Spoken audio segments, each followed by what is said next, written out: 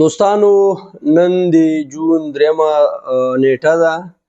د پیوار کارډونو د مودې په غځېدو او نه غځېدو خبرې کوو او ورسره هغه پیوار کارډونه چې هغه بغیر د کوم دلیل څخه بلاک شوي دي د هغې په باره کې خبرې کوو. لومړی خو دا چې د 10 جون پر رسېدو سره دلته په اسلام آباد کې د سفران وزارت تر چتر لاندې ناسته شوې وه.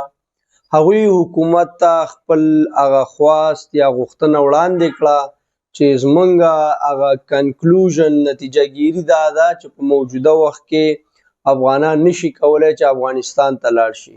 نو په لحاظه حکومت نه دا هیله وکړه چې دوی ته 3 میاشتې 6 میاشتې یا 1 کال هر څومره چې وخت ورکړل شي.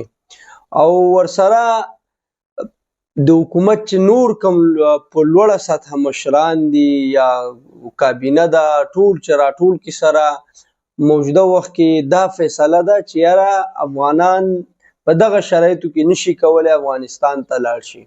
ځکه دلته ځینې مسایل دي، د دوی د کاروبارونو مسایل دي، دلته پراپرټیانو کورونه دي، دلته تعلیم مسایل دي. دې ټولو ته به یو پراپر میکانیزم یا پلیټفارم جوړیږي چې دا خلک څنګه خپل هیواد ته لاړ شي.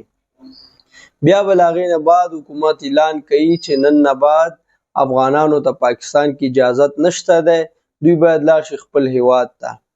اوس چې دا موده ولې نه دی اعلان شوی، نوټیفیکیشن ولې نه دی جاری شوی، دا د حکومت خپل کار دی. کیدای شي هغوی په دې کې نور څه تغییرات چینجز راولي، خپله پالیسي نوره ښه کوي، نور څه پکې اضافه کول غواړي، نړیوالې ټولنې سره په دې اړه څه ویل غواړي، غږېدل غواړي، دا په خپل ځای ده. لیکن په مجموع کې حکومت دې ته قانع دی چې دغه موده وغځول شي او دا به انشاءالله را روانه هفته دوو کې د دې باره کې معلومات هم راشي، کیدای شي نوټیفیکیشن جاری شي. لیکن د دې څخه موږ مثبت لوري ته تللی شو چې کله زموږ بینک اکاونټونه، زموږ سیم کارډونه فعال وي، افغان کمیشنریټ له لوري څخه سټیټ بینک ته دا ریکویسټ کیږي، لیټر ځي چې یاره کابینه به په دې اړه فیصله کوي چې دا موده وغځوي که نه.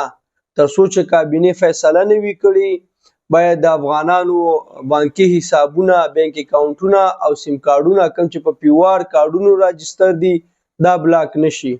انشاءالله په دې موضوع کې خو امید شته دی چې نږدې راتلونکي کې حکومت اعلان وکړي او دغه موده وغځول شي. بل هغه پیوار کارډونه کوم چې مثلا افغانستان ته پې نه دي تللي، SSC کارډ ته بایومیټریک نه و شوی، پاکستاني کارډ ته بایومیټریک نه و شوی، فامیل کې پردی ماشوم نه دی اچولی، بغیر د کوم موجب دلیل بلاک شوي دي.